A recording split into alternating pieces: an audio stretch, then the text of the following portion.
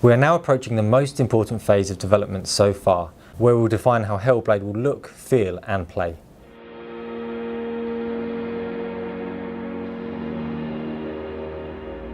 The goal is to create a small section of the game, about 10 to 15 minutes in length, to a near finished standard. This is what we call a vertical slice, and it's something that we've done for all of our games, but this time the stakes are higher. The independent AAA model is an experiment to see if we can do a AAA quality game, but with an indie-sized team and budget. And the vertical slice was going to be a crucial test for this model. So far we've worked out new ways of working for every part of the game. We had a test scene we shot in our capture studio, the basics of our combat engine up and running, we had an idea of how to build the world in Helheim, some music recorded by Andy LaPlaga, and an approach for creating enemies. Making them all work together in gameplay would be a major challenge. Dan started working on a new type of environment, a forest, set in the outskirts of Helheim. Balázs took the test scene that we shot in our last dev diary and placed it within this setting. And to fill out some of the story elements, we turned to Side UK in London. They helped us cast actors and record some dialogues for use in the vertical slice. Feel your way towards the source. With that, we started introducing some non-combat based gameplay into the level, based on our ideas for story and altered perception.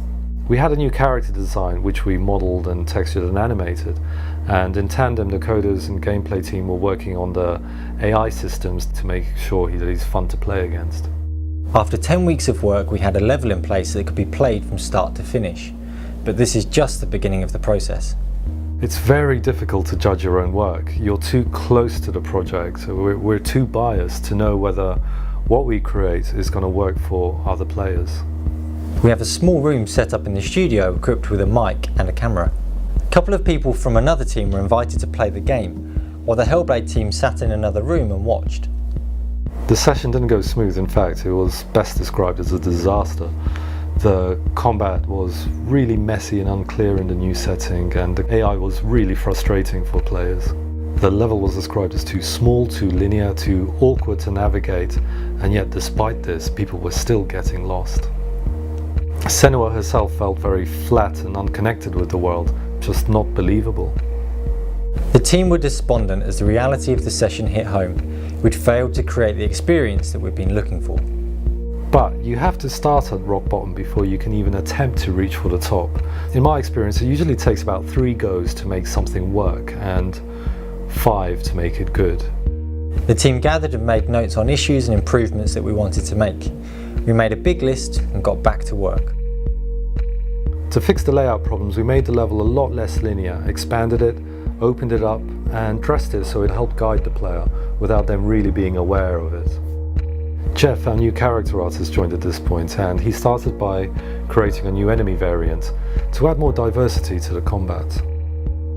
To make Senua feel more believable, we added a system of partial animation so that she could physically react and portray the mood that she's in. To make the combat feel very clear to the player, we animated all of the enemy attacks from scratch, and we also gave different visual and sound effects for every single type of attack in the game.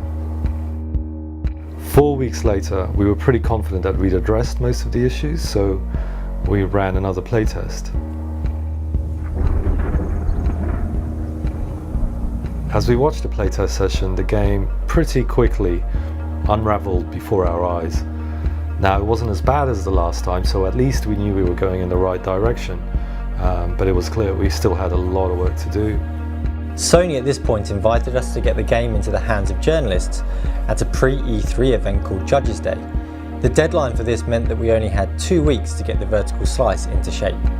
And so we created another massive list, but with only 2 weeks left, it was looking pretty tight at this point. The initial vertical slice took 10 weeks to put together. The second pass took 4 weeks, and the third, 2 weeks.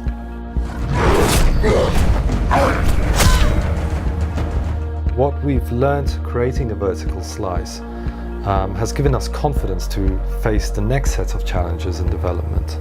That's what the true value of the vertical slice is. It's not really necessarily the end result, but it is the setbacks, learning through repeated failure to find the heart of what you're searching for.